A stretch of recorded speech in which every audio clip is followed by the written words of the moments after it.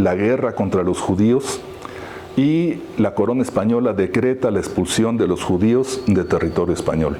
Y desde entonces todos los árabes y judíos, sobre todo los judíos, tenían que irse de España. 1492, que es el año en que empieza el descubrimiento y empieza entonces la invasión. Entonces, 7 siglos luchando contra los paganos. Y llegan ese año al continente y ven rituales, ven cosas así, ven, estos son paganos, pues sigue la guerra contra estos.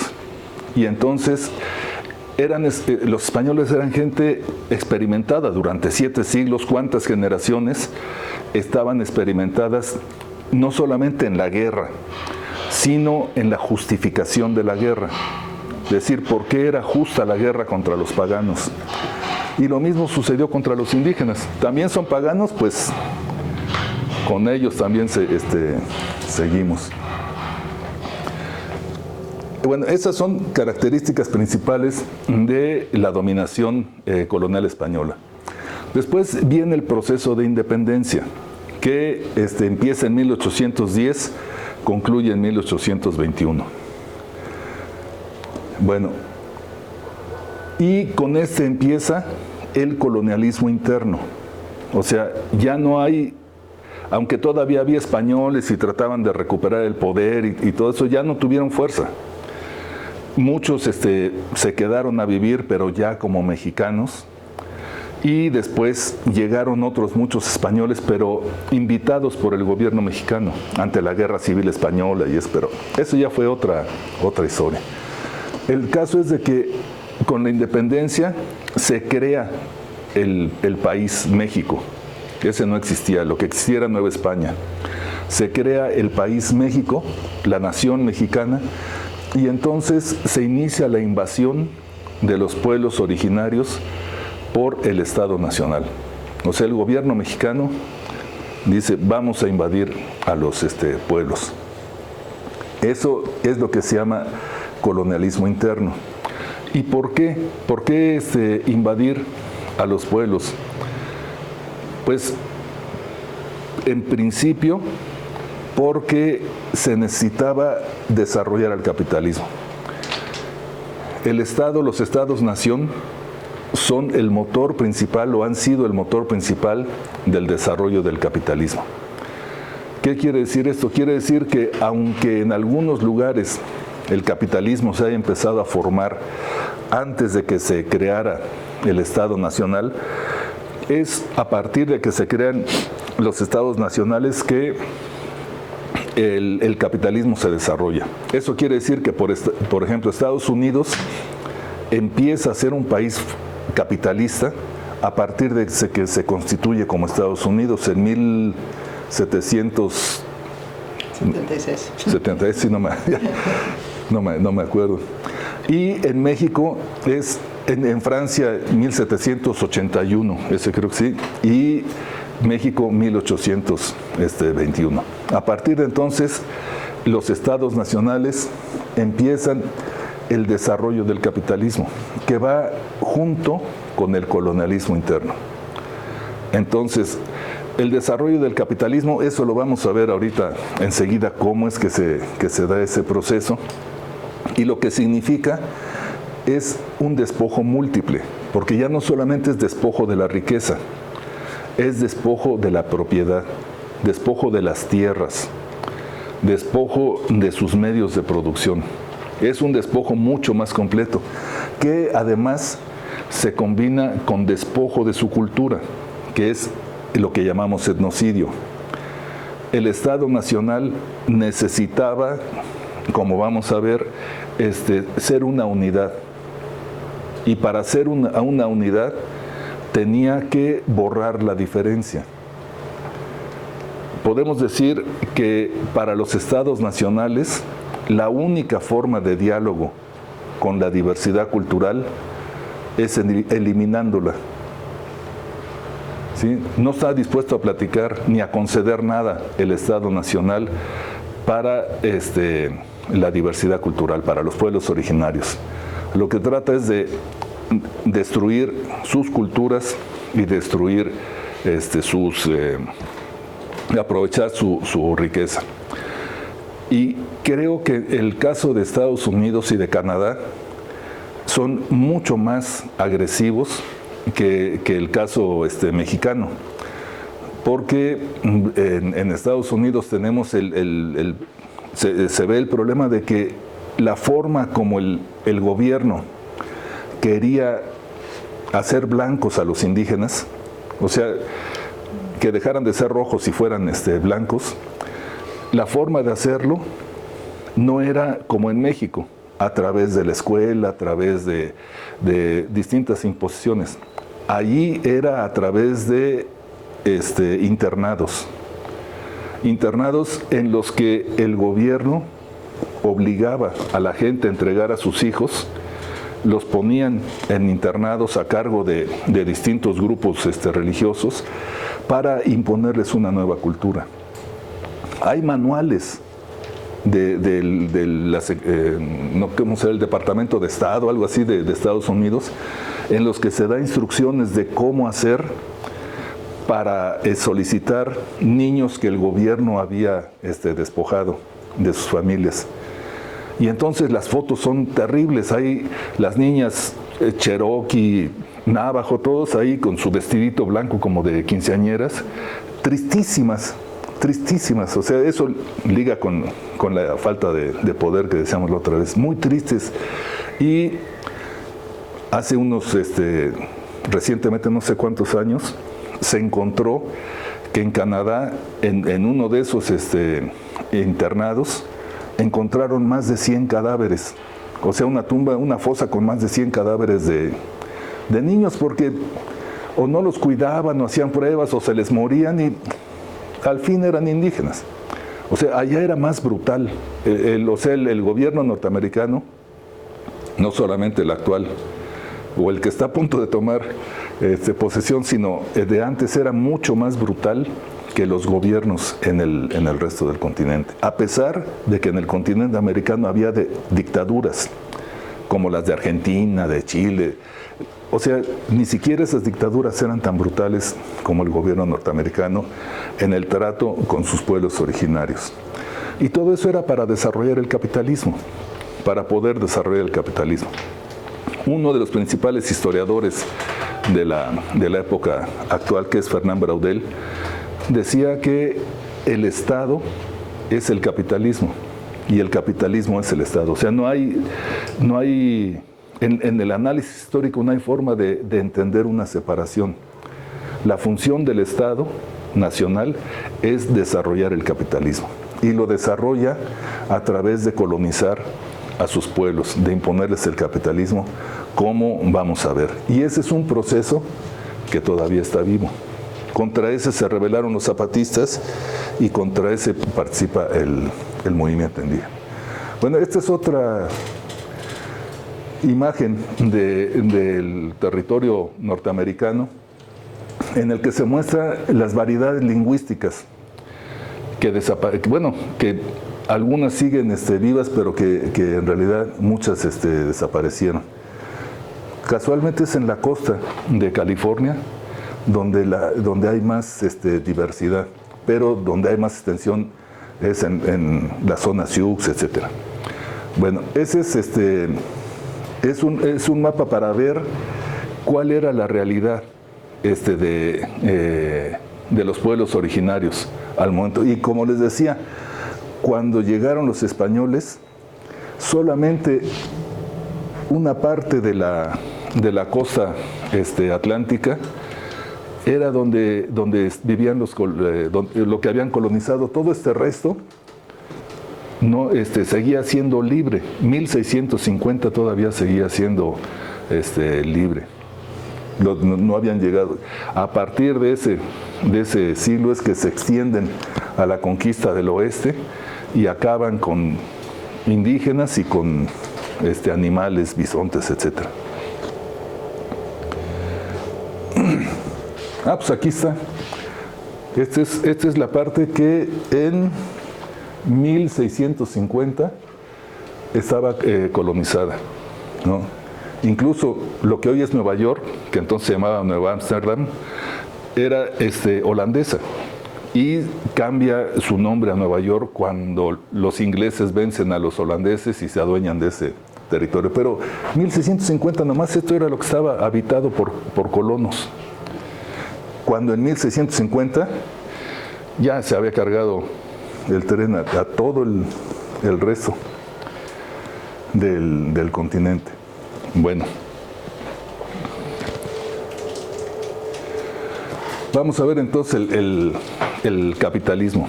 El capitalismo se empieza a desarrollar entonces con los estados nacionales. La teoría o el enfoque teórico que más ha estudiado el desarrollo del capitalismo obviamente es el marxismo. Y Carlos Marx decía que el capitalismo tiene su origen en lo que llama la acumulación originaria de capital. La acumulación originaria de capital consiste en esto, en despojo de tierras de la gente,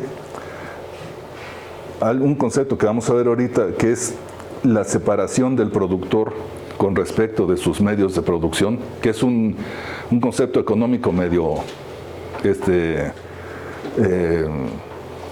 pues, no común de entender, pero quiere decir que obligan al productor a ya no producir, sino a trabajar para un empleador.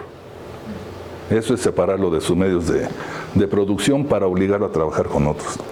Y la transformación productiva es un tercer elemento que quiere decir obligar al campesino a sembrar productos comerciales y dejar entonces de comer. El resultado de todo esto es el empobrecimiento de la mayoría campesina. O sea, los campesinos no son pobres. Eran gente que tenía mucha riqueza, tanta riqueza que la podía gastar en fiestas como siguen haciéndolo. Esa gente pobre sigue gastando millonadas en fiestas. Trabaja no para ahorrar ni para tener seguridad en la vida, sino ahorra para gastar, y gastar en fiesta. Para gente que ni conoce, o que tal vez sí conoce, pero es gastar en fiestas a lo loco. Entonces, pero el proceso capitalista empobrece a la población porque le quita riqueza, le quita tierras, le quita su capacidad de trabajo y lo obliga a sembrar otras cosas. Vamos a ver con más detalle eso. Bueno, 1492 entonces decía es el año en que suceden muchas cosas, visto desde el continente invadido por los españoles. Termina la guerra en España contra el paganismo y empieza la invasión de este mundo. Ese proceso de invasión es el que crea la modernidad. La modernidad porque la riqueza que saquean es la que permite a los estados empezar a desarrollar otro tipo de vida fundada en el capitalismo que va a llevar a modernizar a un proceso en el que lo antiguo se transforma en nuevo, lo tradicional se transforma en moderno. Por ejemplo, la producción, que era producción de artesanos, se transforma en producción industrial. El cultivo para comer se transforma en cultivo de productos comerciales.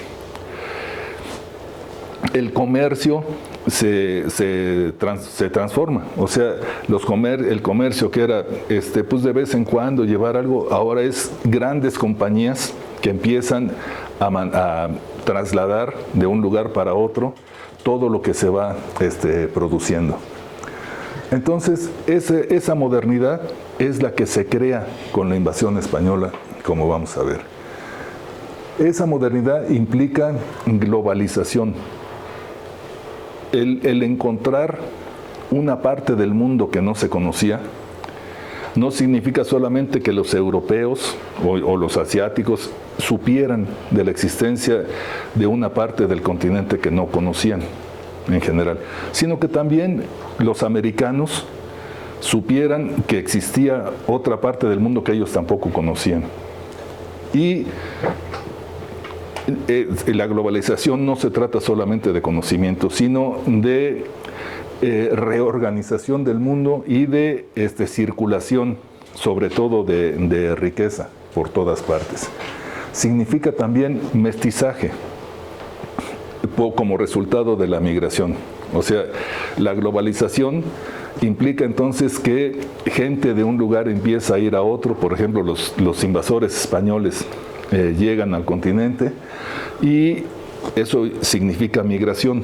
Ellos vienen acá y se produce mestizaje. O sea, no es generalizado que haya mestizaje, sino que ellos siguen conservando relaciones entre ellos, pero también se empieza a mezclar con la población. Pero el desarrollo del capitalismo implica otro tipo de migración. En el caso de México, en realidad del continente, implica la importación de esclavos negros, porque los indígenas ya se estaban muriendo por las epidemias y los negros eran más fuertes. Y era más barato traer esclavos de África que mantener vivos a los indígenas. Entonces inició la importación de esclavos africanos, y esa migración forzada de africanos al continente implicó mestizaje. O sea,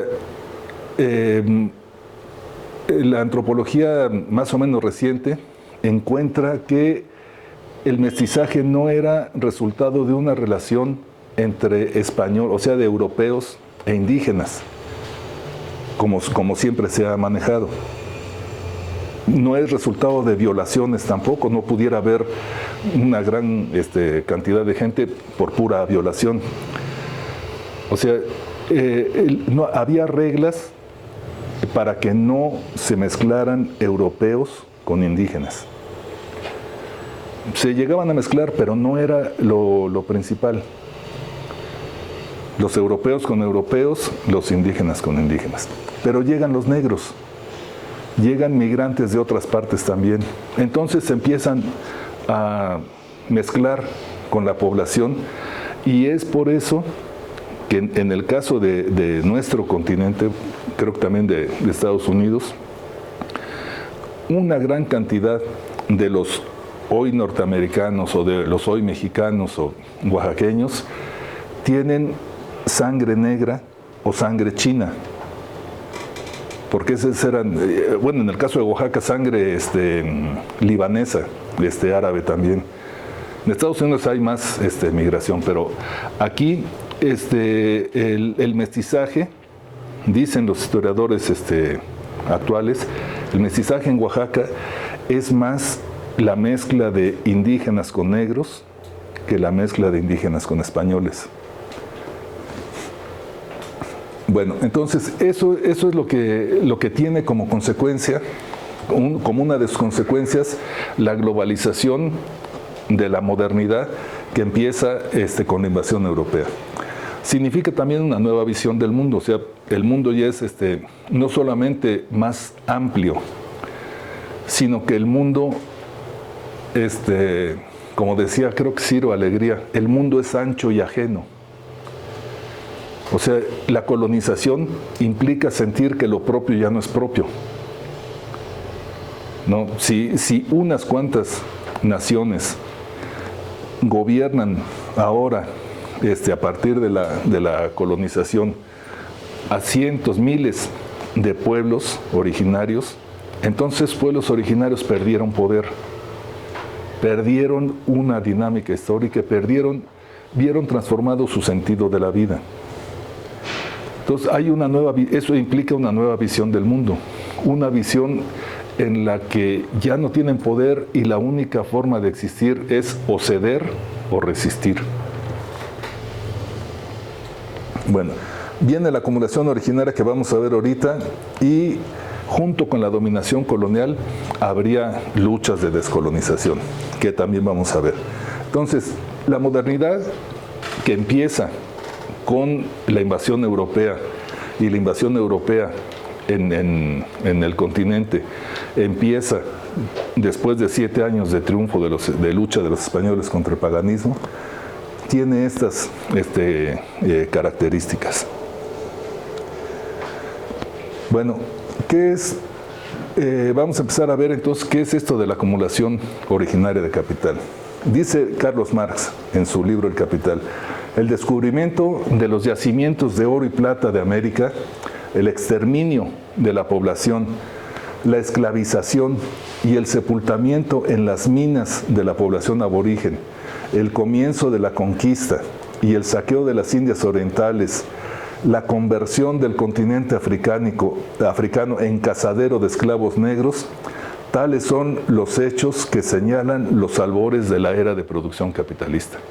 O sea, con eso es con lo que empieza el capitalismo, con ese proceso violentísimo de transformación del mundo. Transformación en función de los intereses de la dominación.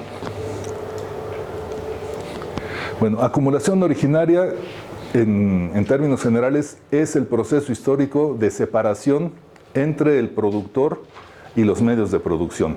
Se llama originaria porque forma la prehistoria del capital y del modo de producción capitalista. El campesino, que es contra quien va dirigida la acumulación originaria, o sea, el capitalismo tiene que, para desarrollarse, tiene que transformar al productor, al campesino, en obrero. O sea, eso significa transformar a quien no necesita básicamente de dinero para poder vivir en alguien que necesite emplearse para poder tener dinero y vivir. Bueno, eso se logra separándolo de sus medios de producción. Su medio de producción es la tierra. Entonces, de lo que se trata es de hacer que el campesino deje la tierra y entonces trabaje para el capitalista.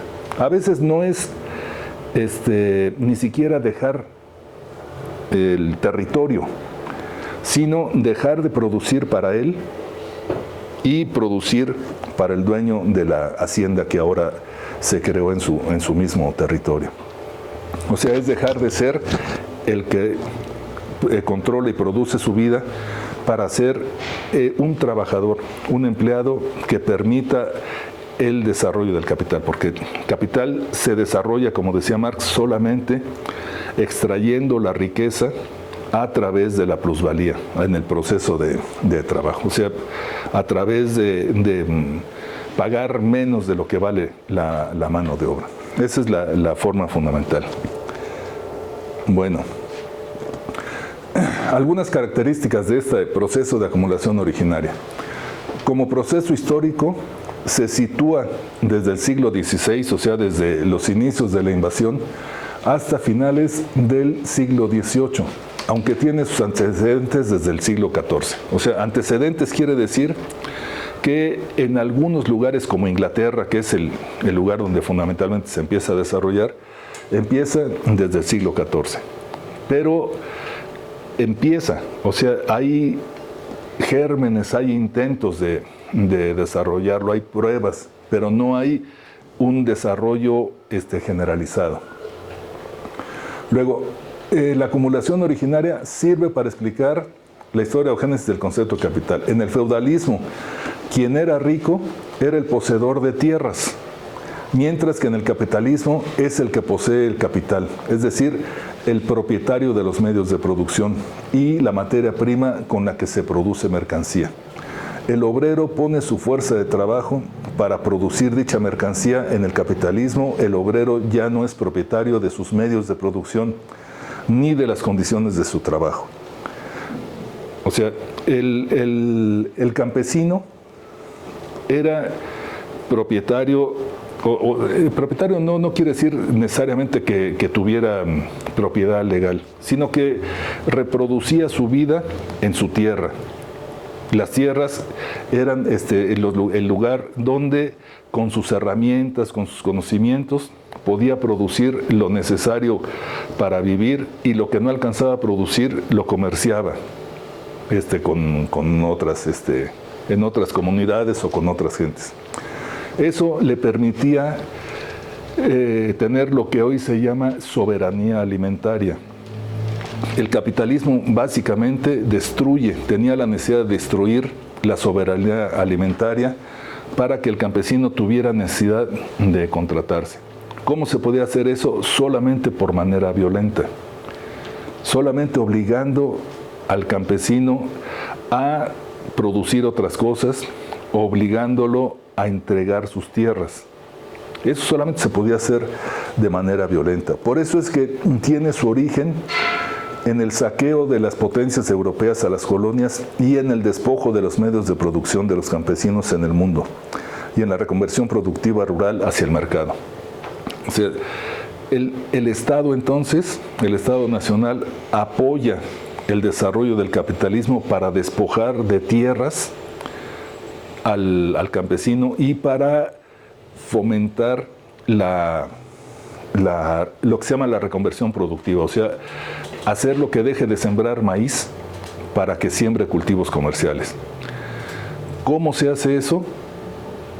De la única manera que lo puede hacer el Estado, que es a través de la violencia. Pero no solamente de la violencia del Estado. O sea, la violencia del Estado tiene que ser una violencia legal, no puede ser una ilegal. Entonces, el Estado genera leyes que despojan a los campesinos de las tierras. Y entonces tiene que fomentar el despojo ilegal. Y el despojo ilegal, digámoslo en palabras actuales, es realizado por el crimen organizado.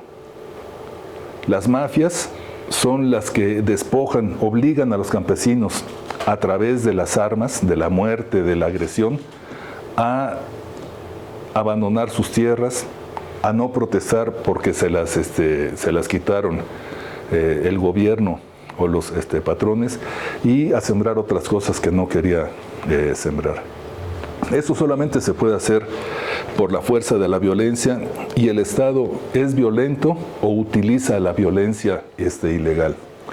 Esta es una foto del Cerro de Potosí en Bolivia, que era llamado el Cerro Rico. Hay una comunidad chiquita con su cerro, y este cerro era el que tenía la mayor cantidad de plata en el mundo. Obviamente ese cerro ya no queda nada, ya se lo acabaron, pero este tipo de el saqueo de la riqueza implicaba una forma de vida distinta en la comunidad, y finalmente el abandono, como los pueblos fantasmas que sabemos que hay en Estados Unidos cuando ya se acabó el oro. Es algo similar a lo que pasaba acá. Bueno, Marx también explica que esa transición del feudalismo al capitalismo, o sea, del campesino como el que produce su vida, al campesino que ya no produce su vida suficientemente y tiene que contratarse como obrero, se dio con la expropiación de tierra que sufrieron los campesinos a los que arrebataron las tierras comunales que cultivaban. Estos campesinos despojados se convirtieron en obreros libres o proletarios, a los que solo les quedó vender su fuerza de trabajo a los dueños de los medios de producción. Bueno, ¿cómo se hacía este proceso de despojo?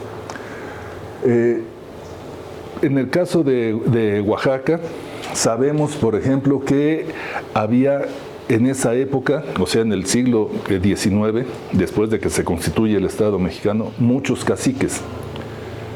Esos caciques eran los que obligaban a la gente a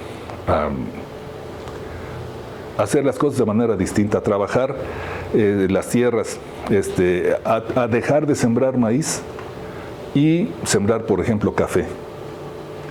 ¿Por qué un campesino va a dejar de sembrar maíz, que es su alimento principal, y sembrar café, que ni siquiera lo tomaba, ni sabía qué era?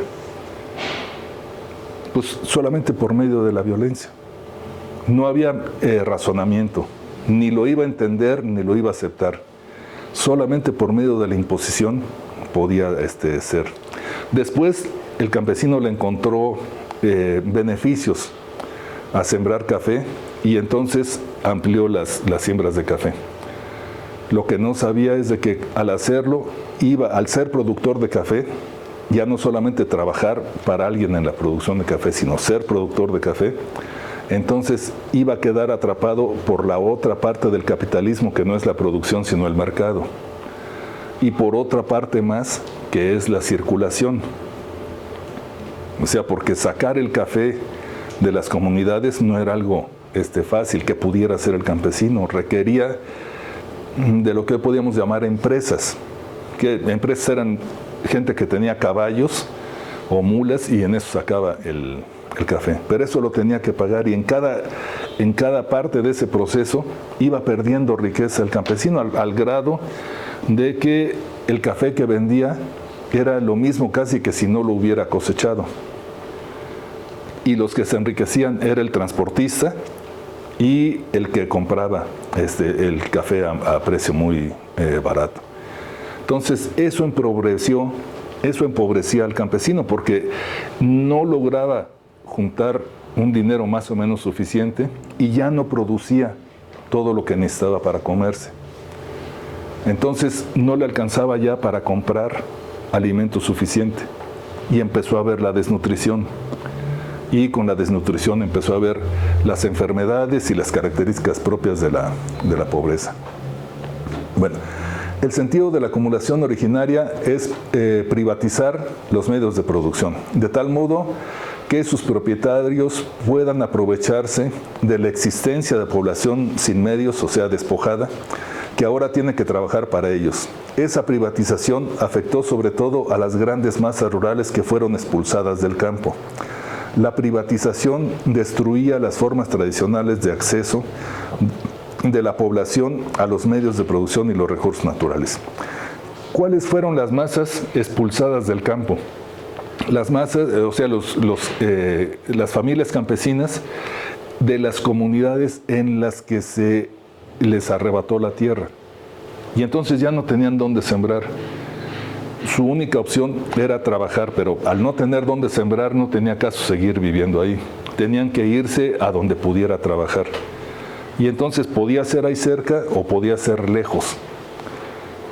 Esa migración forzada es resultado del despojo de las tierras y del empobrecimiento que significaba la reconversión productiva. Esta es una comunidad, me parece que de Inglaterra, que nos muestra las características de la transformación productiva y la reorganización de la comunidad. En 1700, esta comunidad que estaba aquí tenía sus tierras comunales y entonces la gente sembraba en distintos lugares. Casi un poco más de un siglo después, con el desarrollo del capitalismo, todo esto se hizo privado y entonces aparecen las granjas. De comunales solamente quedó este pedacito, pero es el puro monte, es lo que no sirve para producir. Después el capitalismo se apropia del monte porque hay ahí árboles y entonces aprovecha para talar para otro tipo de industria. Pero para entonces lo que importaba era privatizar, despojar a la gente de tierras comunales y hacerlas privadas. No quiere decir que a los antiguos campesinos se les permitiera ahora ser propietarios. En algunos casos solamente eso ocurría, en otros se vendía sus tierras y entonces llegaban otros a ocupar sus tierras y a generar granjas en las que se producían cosas diferentes a lo que producía antes la comunidad.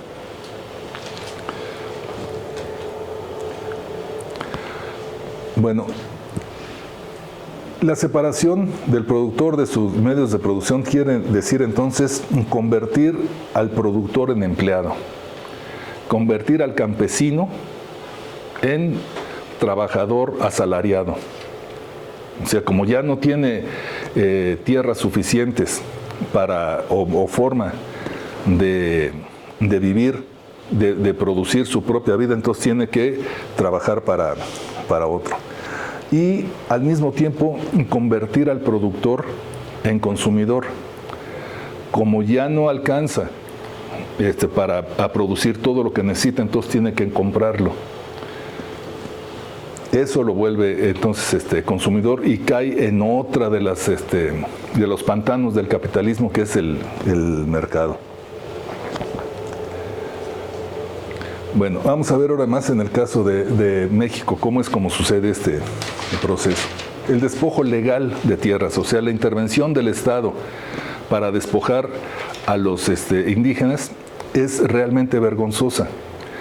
Consiste en decir, las tierras que no producen capital son tierras que no están ocupadas. Y las tierras que no están ocupadas se pueden ocupar para producir capital. Eso quiere decir que las tierras donde se siembra maíz, como el maíz no se vende, sino que se lo comían, esas se podían declarar como tierras no ocupadas, que se llaman tierras baldías. Y entonces esas tierras se podían comprar. Pero comprar quiere decir comprar a 2 pesos, a 3 pesos, una cosa baratísima, que era una forma de despojo legal. Eso empieza con el famoso Benito Juárez, que es el héroe de América, pero que en realidad es uno de los promotores fundamentales del capitalismo y por lo tanto de la guerra contra los indígenas, él siendo zapoteco. Y por